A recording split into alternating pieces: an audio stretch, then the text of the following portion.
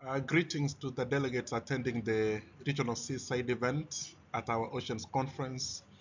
My name is Jared Bosire from the Nairobi Convention, and I will be presenting briefly on how the Nairobi Convention is working to address the perennial crisis of pollution, biodiversity loss, and climate change from a regional perspective.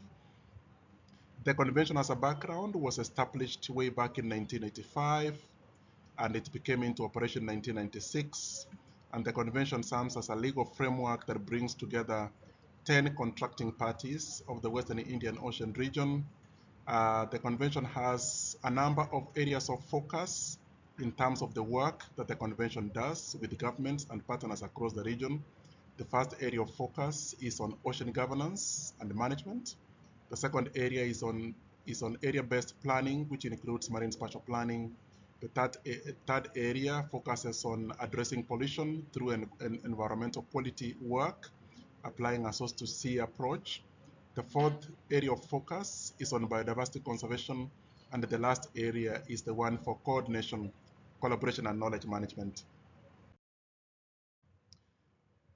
Concerning addressing marine pollution, we have had a number of COP decisions, specifically talking about addressing marine pollution, whether it is from plastics, solid waste, municipal waste.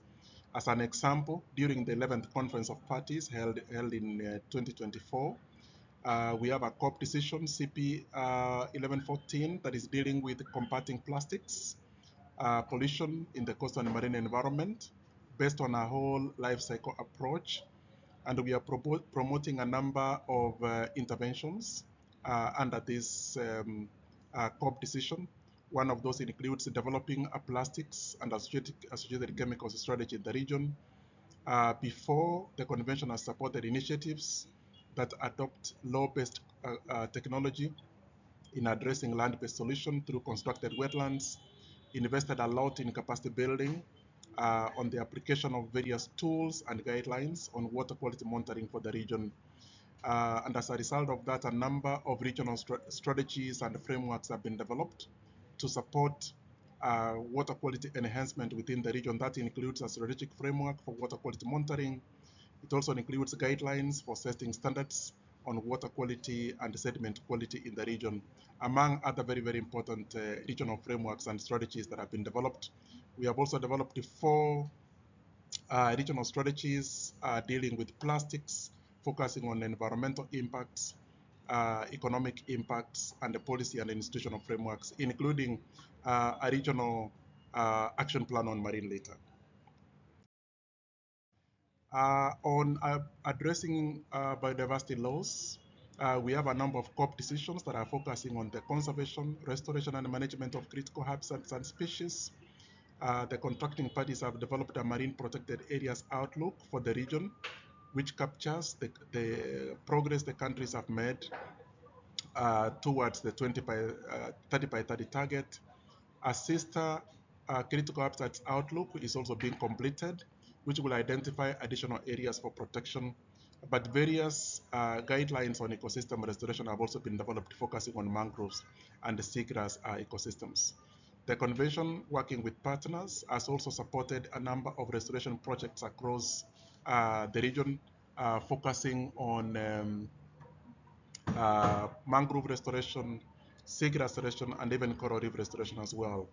Additionally, the convention has supported development of blue carbon finance projects, which we think are very, very important in promoting financing, but also the conservation of blue carbon ecosystems in the region.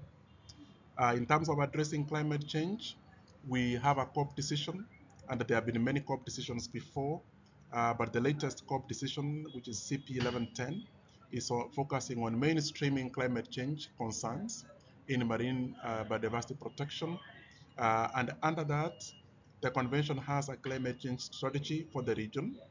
The convention has also developed guidelines on conducting climate change vulnerability assessment within the region. This guideline or toolkit has already been applied. National level assessments have been done in 4 countries, looking at the impacts of climate change on ecosystems, but also the impact of climate change on the socio-adaptive capacity of local communities. This led to production of a regional synthesis, which has given recommendations on how to enhance the resilience of ecosystems, but also enhancing the resilience of local communities as well, who depend on these coastal and marine ecosystems. This work was carried out in 4 countries in Kenya, Madagascar, Mozambique, and Tanzania as well. Lastly, what are the key messages concerning addressing this triple planetary crisis? One is to develop sustainable financing mechanisms or framework for the region, because to continue doing the work that we have to do, we need a sustainable financing mechanism. We have a COP decision to develop a sustainable financing framework for the region, and we are currently engaging partners on how a robust sustainable financing mechanism can be developed. We will continue to leverage on partnerships that have been very well established in the region, and they are strong partnerships with the contracting parties, partnership with the Forum for Academic and Research Institutions, partnership with civil society, which plays a very, very important role in addressing these various challenges. We are also developing partnerships with the private sector and at the regional economic communities and at the Africa Union.